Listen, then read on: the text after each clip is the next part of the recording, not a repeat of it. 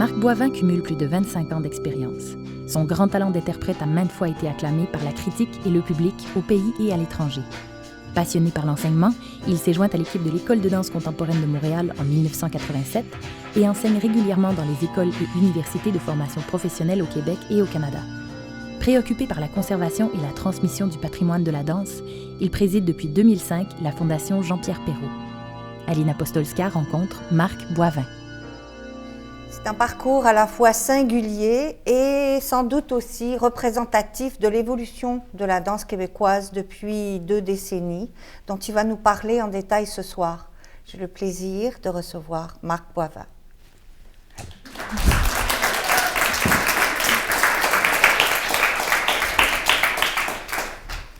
Marc Boivin, ça va bien?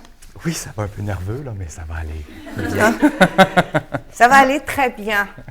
Alors, vous êtes né le 13 février 1963 à Ottawa, donc c'est bientôt votre anniversaire. Ah, oui. Alors, bon anniversaire un Merci. peu d'avance.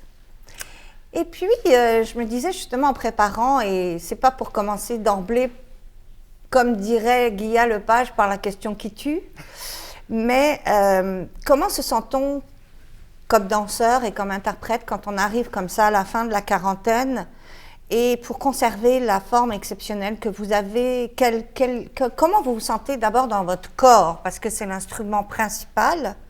Et donc, c'est la première question que je voulais vous poser. Mon Dieu. En fait, quand tu demandes comment on se sent, je pense que le feeling, le premier, c'est qu'on se sent beaucoup plus avec les années.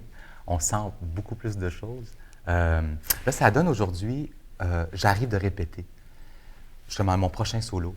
J'avoue que je suis très content de faire l'entrevue après avoir été dans un studio, juste pour trouver le calme que le fait de danser me donne. Parce que je pense que de jour en jour, on se sent différemment. C'est sûr qu'avec l'âge, je fais la face qu'on sent beaucoup plus de choses, en voulant dire qu'on sent des blessures, on sent des parties qui fonctionnent bien, on sent où ça fonctionne, on sent où ça ne fonctionne plus. On sent l'énergie aussi qui n'est pas la même, qu'il y a plus des cycles. Vous écoutez ça? Vous l'écoutez? Ou vous décidez d'aller outre? Non, j'écoute. En fait, je pense qu'une des choses avec la maturité qui vient, c'est l'écoute. Puis, en fait, là, ça me fait penser, je me souviens de sortir du Belgo, où est-ce que j'enseigne, descendre les marches et arriver à la porte dehors et sentir ma colonne vertébrale prendre une tension et me dire, OK, il faut que je fasse attention. Et plus tôt, je pense que je me serais fait quelque chose. Donc là, on dirait, je ne suis pas toujours aussi conscient que ça, là. Je ne suis pas ça du tout. Mais il y a des moments où est-ce qu'on sent venir les choses, puis il y a une grosse lumière rouge qui s'allume. C'est vrai que vous avez un physique qu'on dit exceptionnel, enfin pour la danse. C'est vrai que les danseurs ont cette caractéristique d'être des artistes et des athlètes. On va parler bien sûr depuis le début, de votre carrière depuis le début, mais de votre vie depuis le début. Simplement, vous, est-ce que vous avez cette conscience, est-ce que vous avez toujours eu cette conscience d'avoir des dispositions physiques exceptionnelles et de les avoir toujours? Et qu'est-ce que ça veut dire exceptionnel? Est-ce qu'il y a des gens qui ont vraiment une prédisposition ou non? Vous croyez à ça? Bien, exceptionnel, je répondrais oui et non à ça. Il y a une part que les gens se projettent en nous et nous prêtent des attentes ou des perceptions qui est exceptionnelles pour certains, puis pour moi, ce ne le serait pas. Donc, il y a une part de ça, je pense qu'il faut faire le tri. Où j'étais conscient j'ai été chanceux d'avoir une bonne santé. Moi, j'ai une bonne... on dirait que mon corps a été peu blessé, touche du bois, que ça continue, mais ça, je pense que c'est une santé de base. Et j'ai eu un corps qui avait des lignes qui a fait, en fait, que je me suis senti comme si j'ai pu faire semblant de bien danser, le temps d'apprendre de bien danser, parce que je pouvais faire semblant. On va reparler de ça tout à l'heure par rapport à la formation, mais justement, est-ce que vous pensez qu'un danseur peut danser s'il s'économise? C'est-à-dire s'il fait attention à son corps, ou est-ce que les chorégraphes vous disent des choses et il faut que vous alliez au bout, quel que soit le risque. Parce que c'est ça, on a sur la liste des danseurs blessés parce qu'ils sont allés totalement au-delà de ce qu'ils pouvaient faire, elle est longue. Oui. Ben, c'est sûr que d'emblée, moi, je me suis toujours dit, il faut que je travaille à être le plus sain possible dans ma préparation, dans ma conscience de qu'est-ce qu'on me demande de faire pour jouer avec ça, pour ne pas, en fait, pour la démesure. Je pense qu'on ne peut pas s'économiser dans le sens de seulement se protéger. Je pense qu'on apprend à se protéger pour prendre des risques. Mais c'est les risques qui portent la vitalité de qu'est-ce qu'on va faire. Et fait que je pense qu'il y a une part de non-contrôle là-dedans. Je veux dire, j'essaie de maîtriser le plus des paramètres dans lesquels on me demande de me dépasser et on se lance. Est-ce qu'il y a eu des fois où vous avez eu l'impression que vous ne pouviez pas, vous pensiez que vous ne pouviez pas, vous n'étiez pas capable de faire ça, puis finalement vous l'avez fait? Est-ce que ça arrive tout le temps ou est-ce qu'il y a des moments précis qui vous reviennent par rapport à ça? Oui, bien en fait, c'est drôle, quand on pose des questions, la tête va vite sur des flashs de moments précis. Normalement, c'est fait pour. Oui, voilà, c'est ça. Je dansais pour Louise Bédard, une pièce pour 4 hommes qui s'appelait Les Métamorphoses clandestines. Il y avait Luc Ouellette, Harold Réaume, Paul-André Fortier et moi. Et puis, moi, j'étais à cet âge-là où je dormais très mal. Je passais des nuits blanches, juste de stress. Et puis, ce stress-là, je me trompais de penser que le manque de sommeil faisait que je ne pouvais pas danser. C'est comme ça me rendait encore plus stressé par rapport à ça.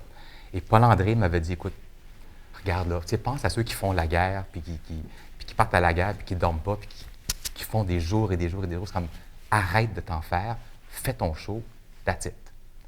Puis moi, ce moment-là, ça m'a quand même fait, on dirait le clic qui fait, OK, il y a une part que c'est moi-même qui me mine mon énergie. Oui, j'ai pas dormi. Oui, j'ai peur de ne pas être à la hauteur. J'ai peur que, aussi, quand on ne dort pas, on vibre un petit peu trop. Mais cette vibration-là peut être saine si on la prend vraiment à la minute. Pour moi, ça en est un exemple de ça. Donc, pas tout à fait le 13 février 63 quand même, mais d'abord, on est à Ottawa. On n'est pas à Montréal. Oui. Non. Au moment de votre naissance, est-ce que ces valeurs-là que vous nous décrivez d'emblée, et j'avais envie de commencer par elles, comme ça, parce que c'est une inspiration, est-ce que ce sont des valeurs qui vous ont été transmises par votre famille dans votre enfance? Cette notion-là de la santé, de la discipline, d'une certaine conscience aussi du corps, du travail bien fait, peut-être aussi une forme d'anxiété avec la discipline et le fait de bien faire son travail. Est-ce que ça appartenait à votre famille d'origine? En partie, beaucoup, oui. En partie. Le travail bien fait, la discipline, c'est certain. Moi, mes 2 parents sont des enseignants. Et puis... On est franco-ontariens? Oui, les 2, effectivement. C'était anglophone, francophone? C'était très francophone. Ma mère est de descendance irlandaise, mais parle à peine anglais, en fait. Mon père et elle, parfois, parlaient anglais pour ne pas qu'on puisse comprendre ce qu'ils disaient. Et puis, avec les années, c'est nous qui traduisons pour ma mère. Là, le père vient de dire que... Mais donc, c'était très, très, très francophone. Mais c'était beaucoup... J'imagine que c'est propre un peu à ce temps-là, dans le bien paraître, bien faire les choses. On est dans les années 60. Voilà, ça. On est dans les années 60 à Ottawa. Oui. Donc, et puis c'est la famille, c'est très catholique, c'est très... y a le bien faire, c'est une chose, et puis le bien paraître, c'est vraiment autre chose. Quand ça va ensemble, ça devient beaucoup. Puis nous, moi, j'étais inscrit à des cours de natation, à des cours de violon, à des cours... Je me levais le matin pour aller nager, j'allais après ça faire mon école, ensuite les cours de violon, ensuite les devoirs. Tu sais, c'était beaucoup de structures là, comme ça. Ben oui, mais quelle formation complète, extraordinaire quand même. Oui, sauf que le corps, la présence au corps, ça, je pense que non, pas beaucoup. Vous n'êtes pas tout seul en plus, vous êtes 3 enfants. Oui. Les 3 ont le même genre de formation? Les 3 sont vraiment, vraiment différents. Mon frère est un mathématicien, donc lui, c'est complètement dans les grandes idées. Là, Et ma sœur est restée dans le système scolaire. En fait, elle dirige une commission scolaire. Ouais. En fait, ce que je vous posais comme question par rapport à eux, c'est que est-ce que c'était votre décision à vous de faire du sport, de faire du violon, d'apprendre un instrument? Est-ce que c'était plus parce que c'était vraiment adapté à votre tempérament? Étiez-vous déjà comme ça, Marc Boivin, dès son enfance? Oui, ben, je pense qu'on est avec beaucoup de bagages. Je veux dire, on apprend, mais on est avec quelque chose qui est vraiment là. L'intensité, le fait de devoir se brûler pour se trouver, moi, je pense que c'était là très, très jeune et ça m'a accompagné très longtemps. En fait, je pense qu'il en reste encore un peu de ça. C'est comme j'avais besoin de trop en faire. J'avais besoin de me dépenser. Et puis l'artistique, mais ça, c'est sûr que par rapport à la sensibilité, ça permettait de rêver d'une autre manière. C'est une famille indigente, comme vous dites, mais quand même des cours, quand même des tas. Donc, ça veut dire quand même que les parents étaient conscients aussi de ce développement à donner. Oui, complètement. Quel rapport aviez-vous avec l'un et l'autre? Lequel a le plus influencé, j'allais dire, votre personnalité? Je pense que c'est vraiment un mix des deux. Je pense que c'est vraiment... Et comme pour plusieurs personnes, j'imagine, il y a des périodes de vie où on s'associe plus à la mère, puis ensuite plus au père, puis ensuite plus à la mère. Puis je pense que moi, je le verrais comme ça, comme par chapitre. Est-ce que c'était des parents qui faisaient un bloc, ce qu'on appelle le papa-maman, avec un bloc comme ça? Parce que parfois, c'est comme ça, parfois non, parfois on a vraiment deux individus, mais ça ne structure pas de la même façon. Oui, je pense que c'était un bloc. Moi, je viens d'une famille où, il faut que j'avoue, il y avait beaucoup d'amour. Il y avait, on a bâti notre confiance comme enfant. C'était un lieu pour le faire. Et ça, avec le recul maintenant, je vois que c'est un des dons là, les plus valables, je pense, d'avoir eu un lieu où on te permet d'avoir confiance en toi. C'est un bon départ. Les pères ça c'est sûr, les pères des années 60, bon, traditionnellement, on disait qu'ils ne parlaient pas beaucoup. Est-ce que votre père était comme ça? Est-ce que vous aviez accès à lui? Je veux dire, est-ce que vous aviez des moments privilégiés avec lui? Oui, bien, c'était faire la vaisselle. Parce que, chez nous, ma mère faisait à souper. Elle aimait pas mal, faire à souper j'aime quand même, ça! Hein? Il n'y avait pas de la vaisselle. Fait que c'était Marc, viens-tu me parler? Fait que là, venir te parler, ça voulait dire faire la vaisselle. Fait que, mais ce qui était bien avec ça, c'est que si tu avais des choses à dire, tu avais tout le temps de le ruminer puis dire c'est que entre les assiettes puis les verres. Passe-moi donc l'éponge. Oui, c'est ça. C'était chacun notre tour. Fait qu'on savait que le tour allait venir. Donc, il y avait cette discipline aussi. Mais non, ça me plaît. Vous m'aviez parlé de ça et je trouvais que c'était un détail qui est sans doute parlant, que chacun peut interpréter comme il veut. Puis d'autre part, vous m'avez dit que vous étiez un enfant assez rêveur dans tout ça, finalement. Oui, puis c'est là où je trouve que on dirait le lien avec l'athlète. C'est sûr que, tu sais, j'ai fait de la compétition. J'ai nagé beaucoup. Mais le côté sport, pour moi, il n'a jamais été... tu sais, même si je faisais 6 pieds 2, puis je dirais assez en forme, c'était pas mon vrai profil, on dirait. L'artistique était beaucoup plus présent. Et rêver faisait partie, de l'artistique. Comme entre autres, on passait souvent les week-ends chez mes grands-parents, parce que ma mère voulait être proche de ses parents. Puis moi, je n'avais pas grand-chose à faire là-bas. Fait que souvent, le samedi après-midi, dimanche après-midi, j'arrangeais toutes les pièces. Puis je me promenais d'une pièce à l'autre pour sentir la pièce. Pour sentir la scène! Ça, j'avais pas dit ça, oui, ben je sais pas. C'est déjà une mise en scène? Je sais pas, oui. Puis je crois que dimanche ou samedi, 3 heures... Vous jouiez à quoi dans cette pièce-là? Je m'imaginais que la maison, c'était un château, ou que la maison, c'était autre chose, ou qu'il se passait autre chose dehors, puis moi, j'étais en dedans, puis toutes des... Et puis, vous jouiez avec votre voisine. Ah oui, bien là, ça, c'est autre chose, oui. Oui, avec la voisine, ça c'est quand on vivait, mes parents avaient loué le demi-sous-sol pour qu'on puisse faire du bruit. Et puis, j'avais une voisine qui vivait en haut, et en haut de chez elle, il y avait un jeune couple. Donc, nous, on jouait à être ce jeune couple-là. Donc, elle venait chez moi, puis ma chambre, c'était notre maison.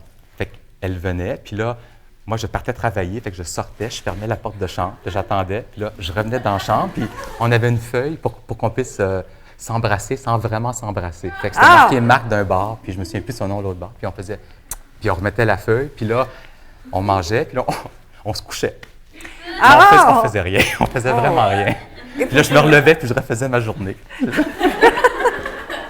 Vous jouiez au papa et à la maman. Ah, voilà, c'est ça. Mais ça veut dire que ce modèle-là, je répète, c'est les années 60 et ça se passe à Ottawa, c'est un modèle nord-américain aussi. C'était complètement, oui. Complètement ça. Et puis, j'aimerais qu'on parle aussi de l'aspect religieux. Donc, vous avez dit, la religion catholique est présente. Est-elle très présente? Est-elle prégnante? Est-ce que c'est un élément important de l'éducation, des valeurs qui sont transmises? Et vous, est-ce que vous êtes croyant à cette époque-là? À cette époque-là, oui, complètement.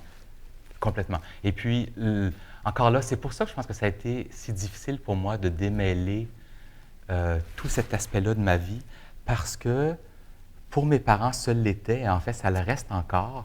C'était plus une source de force et de bonheur et de guide de vie qui était beaucoup plus sain que malsain. Je pense que c'est difficile de faire cette part-là. Et pour certaines personnes, ce l'est plus que d'autres. Ça donne que pour eux, c'était sain. Fait que nous... Mens sana in corpore sano. Oui, l'esprit sain oui. dans un corps sain. Oui. Mais la religion, c'est de la morale aussi. C'est-à-dire, c'est une structure. Donc, au-delà du fait que l'on ait la foi ou non, bien sûr qu'il y a une structure, mais il y avait la foi qui venait aussi. Oui, et je pense que pour moi, c'est ça qui a été en fait très difficile. C'est sûr que aussi, quand on est rêveur, quand on est théâtral, quand on est artistique, blablabla, tout le rituel, c'est très séduisant. Ça l'appelle une fibre qui est là, qui veut s'actualiser, qui veut se réaliser. Fait que tout ça, pour moi, ça m'interpellait énormément. C'est plus tard, quand est venu le temps d'essayer de voir où était ma propre vie, mes propres valeurs, différentes de celles-là, mais semblables, que ça a été très long. En fait, c'est le fait de ne pas vouloir jeter le bébé avec l'eau du bain, de vouloir garder quelque chose de spirituel. Et ça a été très long pour moi d'arriver à une spiritualité qui allait me nourrir assez pour que je puisse avoir le courage de laisser ce qui ne m'appartenait pas derrière. Mais je n'ai pas pu le faire sans l'avoir. Mais par la suite, je veux dire, il reste que la foi va vous abandonner. Et puis, d'une certaine façon, vous m'aviez dit, d'une certaine façon, au moment où vous rentrez dans la danse, vous y rentrez quasiment comme dans une sorte de religion. Oui, bien, c'est ça. Tard. Oui, c'est sûr que moi, c'était à 17 ans que je me suis mis là-dedans, puis j'aurais aimé le faire plus tôt, mais circonstances, justement, ont fait que c'était pas accessible pour moi. Et aussi, je pense que j'aurais eu beaucoup trop de pudeur, beaucoup trop de peur pour le faire plus tôt. Donc, ça s'est fait à 17 ans, puis je pense que c'est beaucoup par rapport à la sensualité qui m'a fait... là, j'ai besoin de vivre ça. C'est comme un trop-plein. Et aussi le bégaiement. Le fait que je bégayais énormément et du fait de pouvoir s'exprimer par le corps sans devoir parler, et la sensualité et tout ce monde-là qui était comme en l'antipode de l'univers très catholique, très famille, très bien paraître. Je veux dire, moi, j'ai commencé avec Peter Bonham. Je veux dire, il n'y a pas plus gros casseur de statu quo que lui. Fait que ça a comme tout brassé mon univers. Mais justement, parce que là, bon, vous avez 17 ans, on est en 1979, 80, d'accord, là, on a sauté une partie. C'est pas un problème qu'on la saute, mais simplement, ça veut dire qu'on est toujours à Ottawa. Qu'est-ce qui se passe à Ottawa à cette époque-là? C'est ça, parce qu'à Montréal, il se passe des tas de choses, mais la vie à Ottawa dans les années 60, 70, c'est plutôt calme. Oui, ben en tout cas, la mienne, elle l'était. Je veux dire, je travaillais tellement, je veux dire, entre la natation le matin, l'école, puis la musique, puis et la messe le dimanche. Et la messe le dimanche. Et la messe aussi chez nous. Mon frère avait reçu un jeu de messe. Ah oui! Fait qu'il fallait en plus aller à la messe dans sa chambre à lui. Fait que là, il faisait la messe, mais moi, un certain épanouissement physique. Oui, voilà. Mais moi, comme j'étais son serveur, je pouvais mettre une belle soutane blanche. Ah oui. Mais là, le rituel, il est là. Oui, c'est ça. Mais il y avait surtout la robe blanche. Je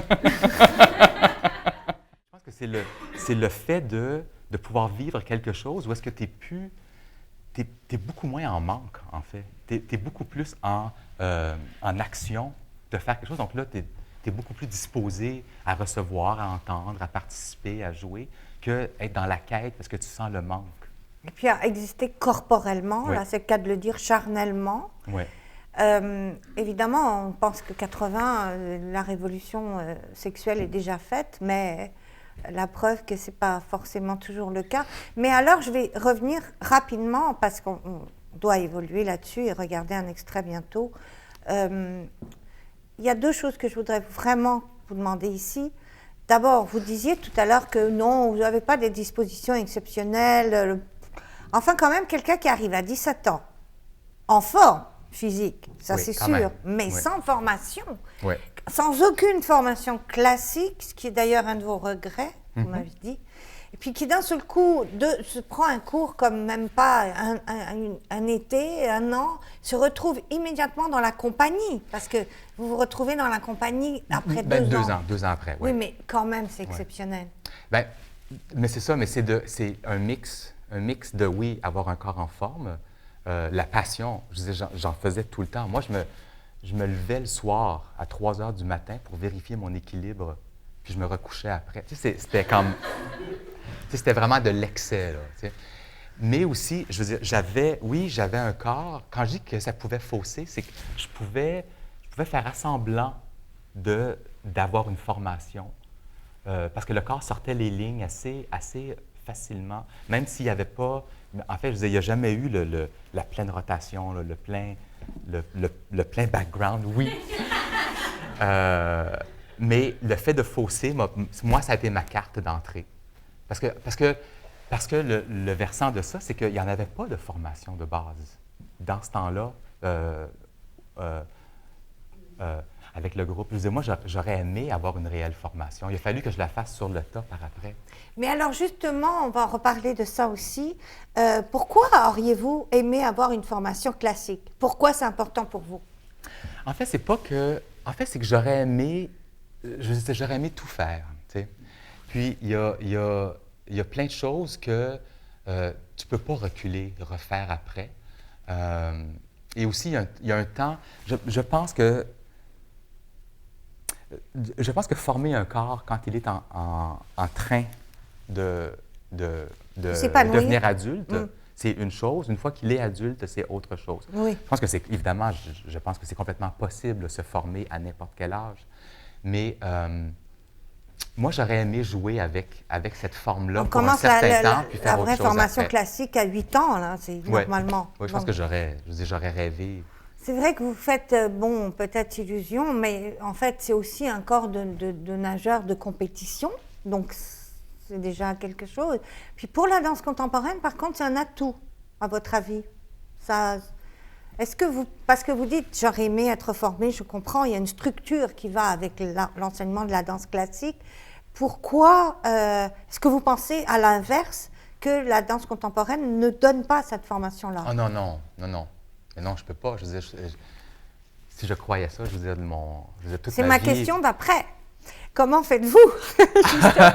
Mais oui, donc, ouais. Non, quelle est la formation contemporaine? Elle existe. Ben oui, en fait, je pense que je veux dire, tout ça se peut. Il faut que tout le monde... Tu sais, puis là, je suis très conscient, là, tu sais, j'ai beaucoup des étudiants ici avec qui je travaille, je veux dire. Mais c'est que je pense que tous ceux qui veulent danser et qui veulent vraiment le faire doivent avoir au moins la chance d'essayer de le faire.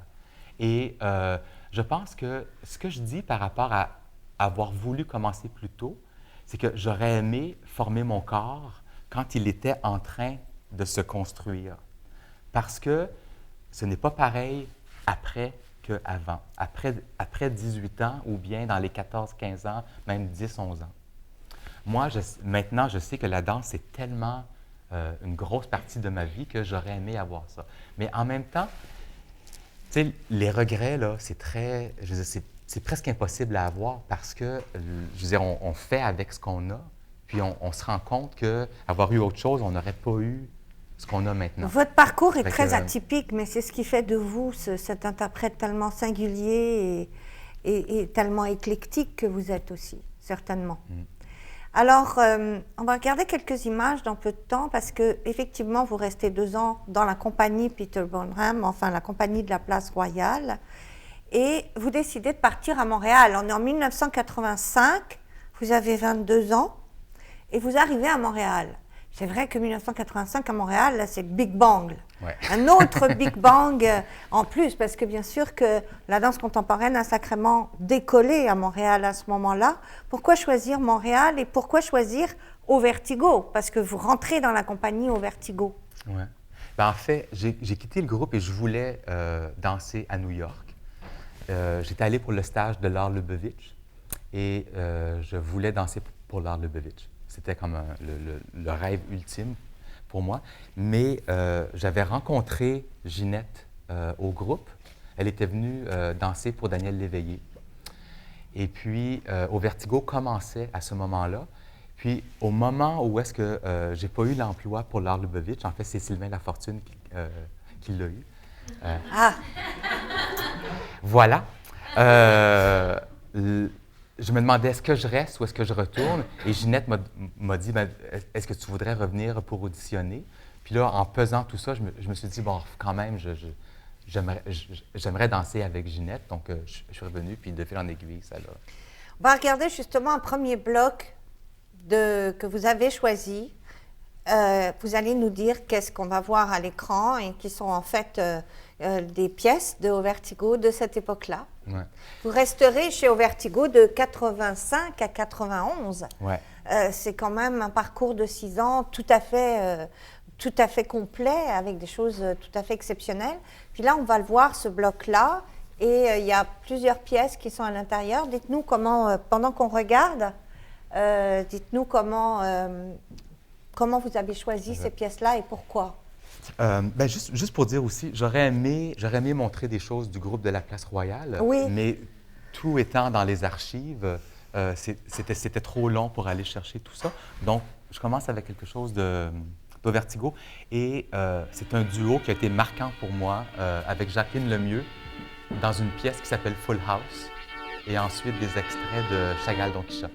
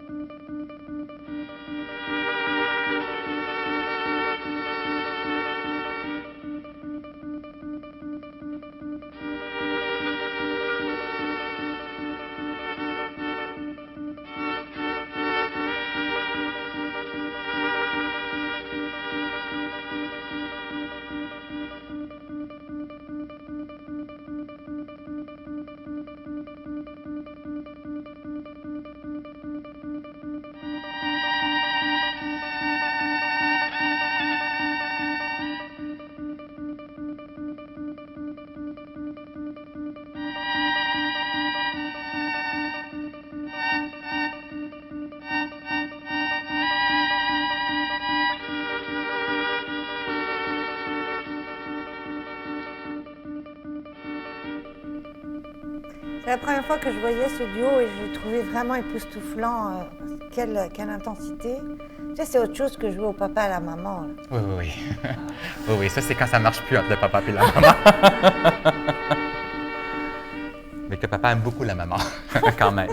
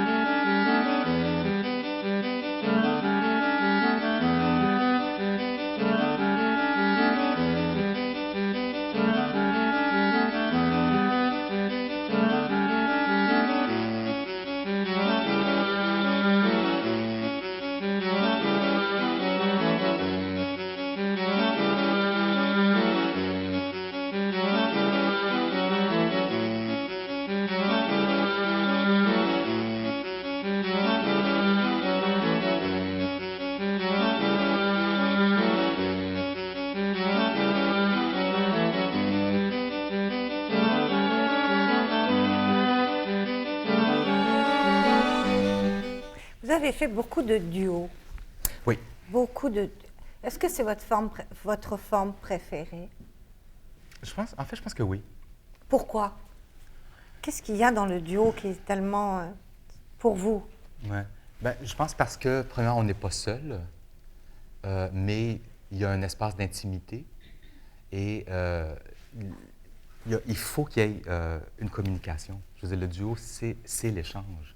Fait que c'est la base de l'échange. Fait que je pense que c'est pour ça. Puis en même temps, au niveau peut-être plus pratique, c'est que ça se travaille plus facilement que des grands groupes. Tu sais, je veux dire, un duo, tu travailles avec ton ou ta partenaire. Et puis, oui. J'aime beaucoup, oui. Mais Jean-Pierre Perrault, bien sûr, aimait aussi les petites sociétés. Ouais. Ça, c'est sûr, on va revenir là-dessus tout à l'heure. Mais alors, justement, 85, vous arrivez à Montréal pour danser avec la compagnie. D'abord, vous découvrez Montréal. Racontez-moi cette découverte-là. On est en 1985. C'est un moment extrêmement propice, pas seulement pour la danse, c'est une explosion culturelle. Quels sont les souvenirs que vous gardez de ce moment-là? Encore un autre flash. Un des souvenirs, c'est que les appartements étaient vraiment pas chers et qu'on déménageait à chaque année juste pour le plaisir de changer d'appartement. Donc, on parle d'une autre période. Mais je pense qu'on n'en était pas conscient à ce moment-là, mais c'était un temps où, effectivement, tout un univers se bâtissait, une esthétique, un milieu, une force de groupe. Tout ça est en train de se faire et on ne le sait pas quand on est dedans parce que ça se fait. Mais avec, je veux dire, du recul, je pense que c'est ça que je sentais et c'était hyper stimulant. Je veux dire, juste où est-ce que j'enseigne. L'ADMI, ça ne s'appelait pas l'ADMI, c'était chez Linda. C'était chez Linda Rabin, avec Candice Loubert. Et puis les compagnies qui sont maintenant nos grandes compagnies, c'était des individus qui faisaient leur travail. Oui. Fait que tout ça, et il n'y avait pas avant eux de grosses compagnies qui leur faisaient de l'ombre. Oui. Fait que c'est quand même c'est sûr, c'est les compagnies fondatrices. Moi, j'appelle cette génération-là la Magic Generation parce que c'est ça, c'est tous les chorégraphes qui sont, les grands chorégraphes des années 80 qui sont toujours là. Mais bizarrement, quand on observe l'histoire de la danse sur le plan international, les années 80 ont été des années de Magic Generation, partout. Ouais. Aussi bien en France, en Angleterre, en Belgique. Bon, c'est quelque chose, ouais. Mais c'est quand même... Vous n'y êtes pas comme chorégraphe, mais comme interprète. Puis vous venez d'Ottawa. Le choc entre les deux, c'est vraiment une révélation de plus. C'est sûr que c'est pas un choc aussi fort que de découvrir la danse, mais c'est un autre tournant très important parce que c'est, encore une fois, c'est ce sentiment-là d'appartenir à quelque chose où est-ce que on te valorise parce qu'on te donne la chance de te réaliser et de multiples manières. Je veux dire, je pense entre autres, quand je suis arrivé pour Auvertigo, mais je ne pouvais pas danser avec Auvertigo pour 6 ou 7 mois parce que le spectacle qu'ils préparaient, c'était plus les femmes qui le faisaient. Et je travaillais aussi pour le Most Modern avec Densité. OK. Donc là, il y avait des acteurs, des danseurs, des musiciens, Guy Laramé, Marie-Josée Gauthier. Il y avait déjà ce mix-là de toutes sortes de gens qui se rassemblent et qui font des projets. Le fait que vous êtes quelqu'un qui a besoin de cette authenticité, le fait d'être libre de vivre les choses, ça s'exprime de la façon quasiment textuelle que vous décidez d'être un artiste indépendant et d'être libre aussi comme danseur. Pourtant, vous abandonnez parce qu'être dans une compagnie, c'est une certaine sécurité aussi. Ouais. Et puis, donc, toutes ces choses-là, vous les abandonnez. On dirait que le moment de la compagnie, quand vous êtes dans la compagnie de Ginette Lorrain, vous êtes en couple, en plus, dans un couple hétérosexuel, puis il y a la sécurité, etc. Effectivement, vous avez parlé de falaise, puis vous devenez un homme indépendant, un homme libre qui se vit pleinement et qui exprime ce qu'il est aussi sur la scène et dans la vie. Vous avez presque 30 ans à ce moment-là. Vous aviez besoin de toute cette maturité-là pour faire le pas? Je sais pas, je pense que c'était comme un genre de balayage, là, oui. que ça s'était rendu là. Puis il faut dire aussi que dans ce temps-là, il y avait beaucoup d'opportunités d'emploi quand même. Parce que, encore là, tout commençait. Fait que le fait de... Je veux dire, quand j'ai quitté Auvertigo, c'est aussi parce que j'avais envie de travailler pour des personnes précises, Ben oui. comme Louise Bédard, Et que vous Sylvain pouviez Aymar, pas le faire, Jean-Pierre. oui. C'est ça. Et ces personnes-là ne voulaient pas de compagnie à temps plein. Donc, c'était pas juste un choix, là, je veux être libre, je veux ça. C'est plutôt, je veux ça et c'est ça qui se passe. Et... Je pense que c'est vrai qu'on enseigne mieux ce qu'on n'avait pas d'emblée et ce qu'on a dû comprendre par effort. Et on passe surtout ce qui nous a manqué à nous. Donc, étrangement, je pense que j'essaie de passer des choses que même moi, je me juge que je ne les maîtrise pas autant que j'aimerais les maîtriser. Mais c'est toute cette rigueur de bien faire, cette compréhension des règles pour pouvoir casser les règles. Je fais partie de ceux qui pensent que la liberté ne vient pas de ne pas avoir de règles, elle vient d'avoir des règles et de les casser. Donc, c'est ce que j'essaie c'est de trouver sa liberté dans le cadre. Bien, de se et dans la servir limite, du cadre, oui. d'avoir un cadre pour avoir sa référence. Et Oui. après ça, jeter le cadre si Oui. on veut. Et aussi l'idée d'avoir un corps sain et un esprit sain pour jouer avec ce qui est malsain. Parce que je pense que sur scène, on veut pas juste exposer ce qui est sain et on veut surtout pas juste présenter sa propre sanité. Je veux dire, ça, ça se fait pas, là, tu sais.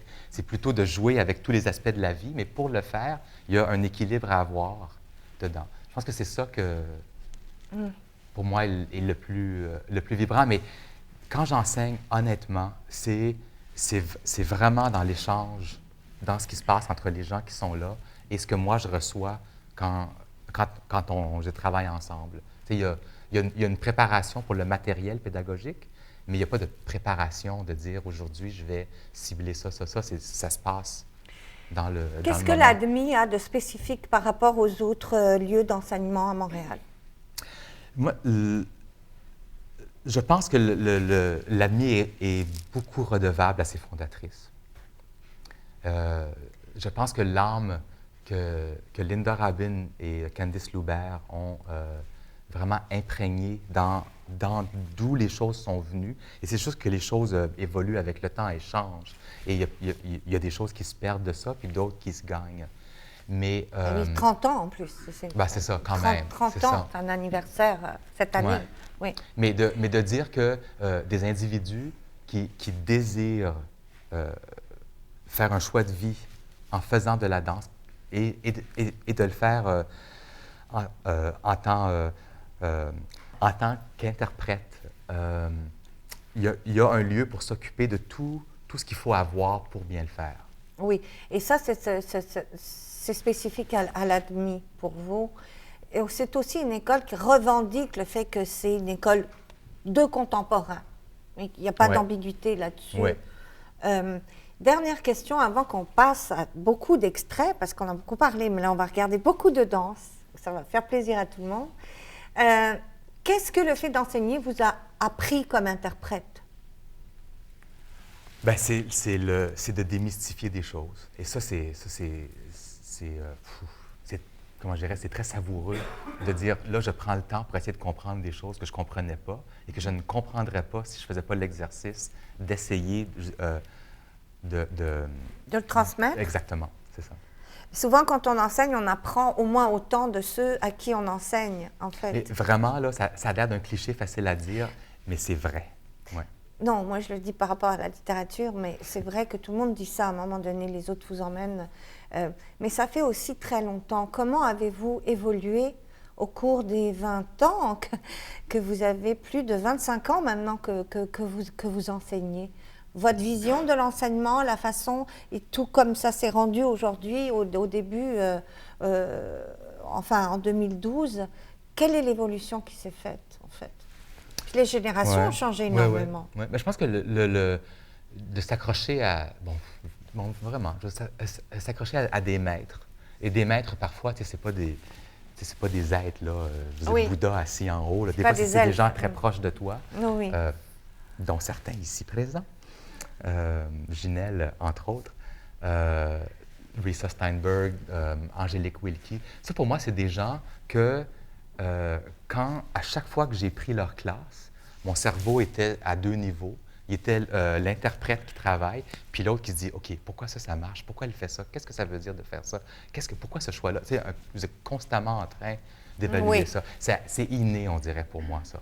Et c'est la manière de Donc, on cheminer est là-dedans. un perpétuel étudiant Ouais. qui a des maîtres. Mais vous, comme enseignant, comment est-ce que vous avez évolué, vous, entre le jeune enseignant de 87 et aujourd'hui? En quoi a-t-il changé? Oui, bien, je pense que, encore, tu sais, je parlais d'avoir faussé les choses Oui. quand j'ai commencé là-dedans. Je pense que c'est pareil pour l'enseignement. Parce qu'en fait, en 87, j'avais 24 ans. Fait que c'était comme, Ben oui. c'était comme beaucoup trop tôt, encore une fois, tu sais, pour assumer ce que ça veut dire. Ben, dans le sens que je pense que je le faisais beaucoup plus par charisme et par énergie que par réel souci pédagogique. Je pense que je planifiais mes classes, mais je n'avais pas la connaissance qu'il faut pour dire, bien, garde, choisis ça, là, pour eux, c'est mieux. Puis, avec le temps, ce que je vois de plus, c'est que ça a de moins en moins à voir avec moi et de beaucoup plus à voir avec eux. Dans le sens que là, maintenant, je vous dis, ma propre danse m'inspire encore, mais je vois plus là, que j'ai tout le travail à faire avec ces gens-là. Et c'est eux qui comptent. Je veux dire, c'est plus ma danse là, qui inspire ou qui stimule. Vous avez plus de recul? Oui, beaucoup plus, je pense. Ouais. Alors là, on va regarder donc deux blocs, les blocs des extraits B et C. Et on va les regarder. C'est l'évocation en images de tous ces grands chorégraphes avec lesquels vous n'auriez pas pu danser si vous étiez resté un danseur de compagnie avec la sécurité que ça impliquait, mais vous avez choisi de danser avec eux tous.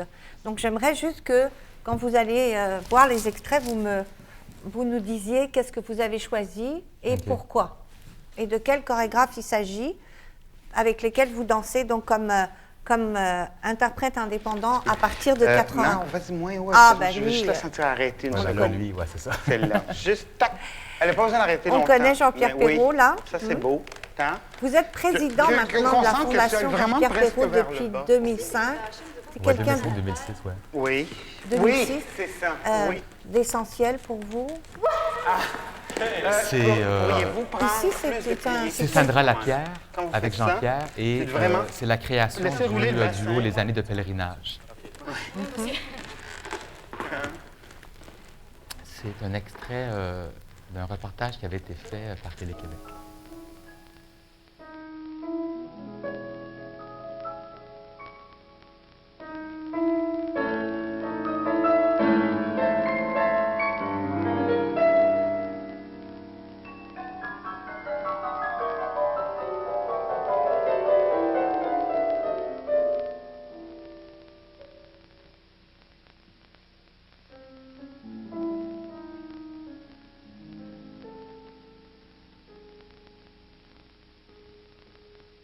Ça, c'est un duo qu'elle avait fait pour moi qui s'appelait Mangarde. Donc, c'est un projet de densité, trace-interprète. Et puis, j'avais écrit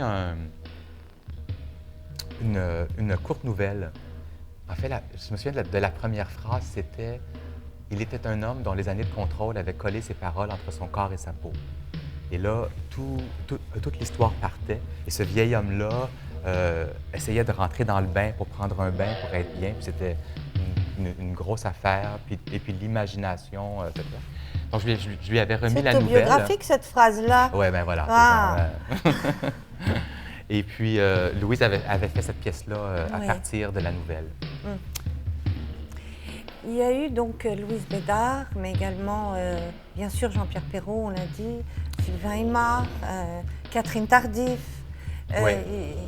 Vraiment, c'est vraiment vos chorégraphes majeurs. Bien, je pense que en termes de période, là, il y a eu effectivement le groupe de la Place Royale, donc avec Peter, puis Jean-Pierre quittait quand moi je suis arrivé. J'ai fait en fait un événement, puis une pièce. Mais Michael Montanaro, Tassie Tickman, Janet Oxley, tous ces gens-là chorégraphiait Bill James. Donc, cette période-là, puis ensuite, c'était la période avec Ginette, mais avec certains projets comme le Most Modern. Et ensuite, cette période-là, donc ça, c'est Rumeurs avec Luc Ouellette, une pièce pour 5 hommes, en fait, avec aussi Ken Roy dans cette pièce-là. Et c'était comme un temps où, en fait, c'était presque comme avoir une énorme compagnie avec plusieurs chorégraphes et les gens qui se promènent, parce que souvent, on se retrouvait d'un projet à l'autre avec les mêmes personnes. Justement, en fait, il y a la partie qu'on va voir arriver par la suite, parce que bon, là, c'est une longue période, 91 à 2004, où ça n'a jamais fini, parce qu'aujourd'hui, vous êtes toujours un interprète indépendant qui pourrait danser pour différentes compagnies. Moins, ouais. D'accord. Qui arriverait avec une liste trop longue de choses évolution qui de peut plus l'âge. faire. Oui, voilà. Mon contrat serait trop épais, puis je pense que peut pas faire ça, mais peut faire ça, mais peut pas faire ça. D'accord. On va revenir à l'histoire de l'âge après pour terminer là-dessus. Mais ce que je veux dire, c'est que c'est quand même une période longue, de 91 à peu près 2004-2005. C'est une période très heureuse de votre vie d'interprète. Ah oui, oui. Ah oui, oui. Vous avez trouvé dans l'indépendance du danseur, indépendant, j'allais dire, ce que vous y cherchiez? Oui. Est-ce que c'était aussi de l'insécurité ou est-ce que vous avez toujours eu du travail? Moi, j'ai été chanceux, j'ai toujours eu du travail, oui. Mais c'est sûr que ça venait, je veux dire, avec de l'enseignement. Je veux dire, sans mon enseignement, j'aurais pas pu avoir la sécurité, là, entre guillemets quand même, mais qui me permettait de bien le vivre. Vous êtes président, bien sûr, maintenant du Regroupement québécois de la danse, un moment essentiel pour la danse québécoise. Le plan directeur est sorti en juin de l'année dernière, etc. On est en retard dans beaucoup de domaines, notamment dans la formation et la formation des formateurs. Aujourd'hui, et par ailleurs, vous êtes enseignant à l'ADMI, est-ce que vous êtes inquiet pour les nouvelles générations en termes de, est-ce qu'elles vont trouver du travail, est-ce qu'elles vont pouvoir avoir les moyens de s'exprimer? Parce que c'est vrai qu'il y a ce côté exceptionnel de la danse québécoise qui est une fulgurance. Et l'envers de la médaille, c'est que les moyens peuvent manquer, mais tout simplement les lieux aussi pour donner les moyens de la création et les moyens de la diffusion. Ouais. Comment vous voyez ça aujourd'hui? Quelle est votre conscience de ce problème? Oui, effectivement, c'est complexe et je pense que la réponse, elle est à plusieurs niveaux. Et justement, c'est pourquoi, je veux dire, quelque part, honnêtement, moi, j'arrive au regroupement quand le plan directeur était dans sa je veux dire, toute fin. Oui. Ceci dit, c'est sûr que j'ai accepté ce poste-là ou cette place-là parce que j'y crois fondamentalement. Je veux dire, sinon, j'aurais pas pris ça. Ce que le plan directeur défend, c'est une manière de penser et une manière d'agir qui fait qu'on essaie de se rendre le plus conscient possible tout le temps de l'impact qu'on a sur les autres parties de la chaîne et de l'écologie. Donc ça, c'est ce qui est à la base de ça. Et je pense que c'est dans un monde comme ça dans lequel on est maintenant. Je pense que c'est pas juste pour la danse, c'est pour tout. On n'a plus de temps à perdre avec ne pas avoir ce souci-là réellement. Cette écologie du milieu qui doit être solidaire. C'est ça. Parce qu'on se crache toujours, enfin, on tape sur les ministères, etc., mais c'est le milieu lui-même qui doit... Voilà, c'est ça. Et tous les joueurs ont la chance de faire des actions qui aident le milieu à s'avancer. Souvent, ces actions-là peuvent être pour soi, et en les faisant pour soi, ça l'amène le milieu, parce que parfois, tu ne peux pas attendre de tout ramasser tout le monde pour tout faire. Mais je pense que la conscience de comment le faire, elle est quand même très présente. L'autre raison aussi pourquoi j'ai accepté de faire ça, c'est que je pense que je suis arrivé à cet âge-là où est-ce que j'ai encore l'énergie pour prendre sur mes épaules certaines charges de ce genre-là. Puis l'expérience est là, mais en même temps, tout ça est là pour laisser la place. Mais justement, est-ce que vous avez conscience, parce que là, on a vu votre parcours, on n'a pas fini, on a encore un extrait à voir, par rapport à votre travail de chorégraphe, d'improvisateur et de chorégraphe aussi, qui est vraiment ce que vous faites maintenant, et ce que vous allez continuer à faire. Mais on a parlé de toute cette Magic Generation des années 80, de toute la façon dont la danse a considérablement évolué au Québec, à Ottawa, au Québec, et puis toute la structure que ça a pris. On a parlé aussi des années 90 avec tous ces chorégraphes qu'on appelle intermédiaires. Et vous qui êtes là-dedans, un danseur et un interprète tout à fait singulier et unique, et effectivement recherché par tout le monde. Est-ce que vous avez conscience d'avoir aussi la chance de faire partie de cette période-là? Et est-ce que, alors que le niveau a beaucoup augmenté parmi les étudiants, est-ce que ça vous arrive d'être inquiet pour eux? Par rapport à trouver de l'emploi et oui. Oui, je pense que c'est pas chose faite. Et justement, là, quand on parle avec ceux qui finissent la troisième année, je pense que le défi de trouver sa place, il est quand même de taille. Il ne faut pas se leurrer. Mais je ne pense pas qu'il est impossible à faire, cependant. Mais chacun fait son parcours d'une manière singulière maintenant. Je pense que c'est toujours un amalgame de ce qu'on désire, de ce qu'on nous offre, de ce qui est devant nous qu'on peut composer avec, et les parcours se font comme ça. Mais ils se font, c'est sûr.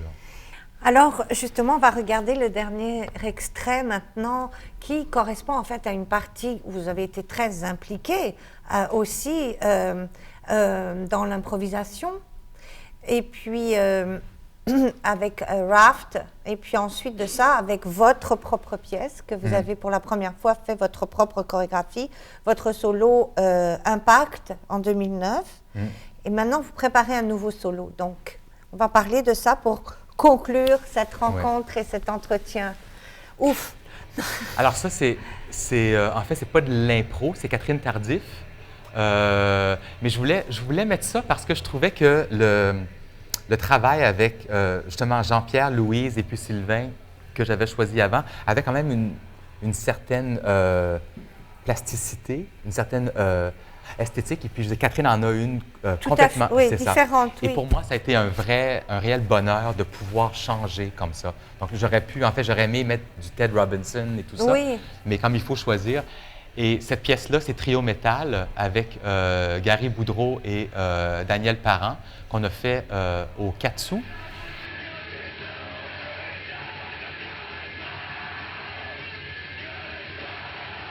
À chaque fois que vous avez découvert, donc quand vous étiez artiste indépendant, des univers de chorégraphes, vous vous intégrez dans l'univers du chorégraphe facilement? Bien, justement, je pense qu'on apprend à le faire. Et justement, pour Catherine, au début, je me réchauffais encore, comme pour Louise et puis pour Sylvain. Puis je me suis rendu compte que c'était faux pour elle, qu'il fallait que j'arrête de faire ça. Parce que c'était pas préparer le corps pour ce qu'on me demandait de faire sur scène. Il fallait autre chose. Fait que ce changement-là, j'aime beaucoup. Ça, c'est avec David Rancourt. Donc, ça, c'est de l'improvisation. Oui. Ça, c'est le projet qui s'appelait Raft 70. C'est Andrew Harwood qui m'avait demandé de concevoir une soirée d'improvisation pour sa compagnie. Après avoir travaillé avec lui pendant plusieurs années, il s'est dit, ben là, Marc, il est temps que tu te mouilles un peu, puis que tu le fasses. Donc, ça, c'est Andrew avec Maureen. Il y a Lynn Snelling, Andrew et moi. Ça, c'est au Théâtre La Chapelle. Est-ce qu'il y a des chorégraphes, par exemple, qui vous auraient embauché puis vous n'auriez pas pu danser pour eux? C'est quelque chose qu'on sait. Est-ce que même si on est un très, très, très bon outil comme danseur, on ne peut pas danser tous les univers de chorégraphes? Non, oui, je pense que oui. Je pense qu'il y a il y a un exemple qui me vient en tête où j'avais presque amorcé le travail. On était en train de le faire et je me suis rendu compte que je n'allais pas être généreux pour cette personne-là du tout. Et je me suis retiré. Mais c'est très rare, là, ça. Là, mais je dis, ça arrive des fois que c'est pas le bon temps de rencontre. Le dernier extrait, donc, on a vu, c'était justement les répétitions de Impact. Oui, puis ensuite, c'était un prologue à mon propre solo que je faisais dans le hall ici. Ouais. Alors, pour terminer, finalement, depuis 2009, vous vous êtes lancé dans ce projet de... Bien sûr, vous étiez chorégraphe pour vos élèves, pour différentes autres personnes, plutôt pour des groupes. Et puis là, vous avez décidé de faire un solo pour vous. Actuellement, vous préparez un nouveau solo. Quelle évolution vous a amené là et qu'est-ce que ça vous donne d'unique que vous n'aviez pas jusque-là? Je pense que c'est juste le choix des projets, en fait. C'est comme, on dirait que j'ai beaucoup de réticence à me mettre des chapeaux, surtout celui de chorégraphe. Il est lourd. Il est lourd à se mettre sur la tête aussi après une aussi longue feuille de route, je dis comme danseur. Il y a trop à prouver par rapport à ça.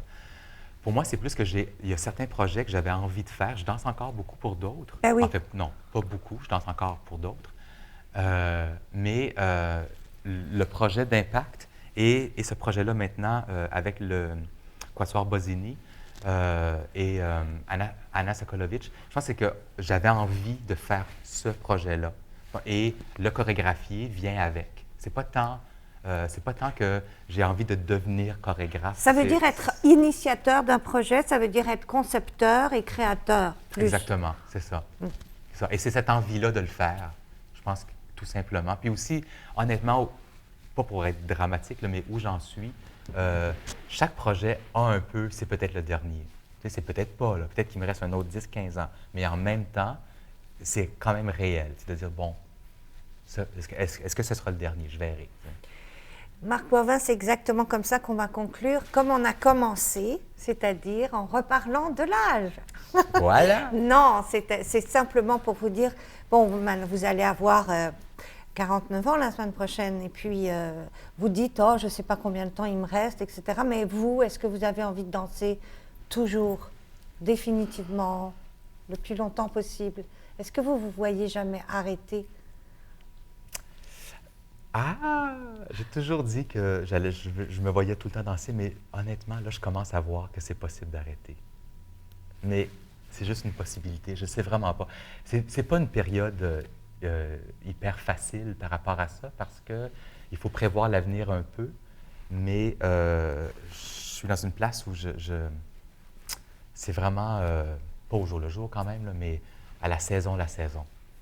Et je verrai de saison en saison comment les choses évoluent. C'est parce que vous avez perdu le plaisir de danser ou parce Non, que... pas du tout. Non, pas du tout. C'est juste que où va la vie, je pense, avoir le goût de vivre aussi plein de choses avant la fin. Tu sais, plein d'autres choses. Ben oui, de voir c'est quoi. Je veux dire, à un certain âge, on se rend compte qu'il reste que le bail n'est pas pour un infini. Là, fait que, bon, est-ce que je voudrais faire autre chose ou c'est ça? Fait que je ne sais pas, en fait. En tout cas, cette entrevue nous a montré que vous êtes capable de prendre des tournants et puis des U-turns pas mal majeurs. Donc, je suis tout à fait certaine que ça va continuer. Je vous remercie infiniment pour cet entretien très intime en même temps. Voilà.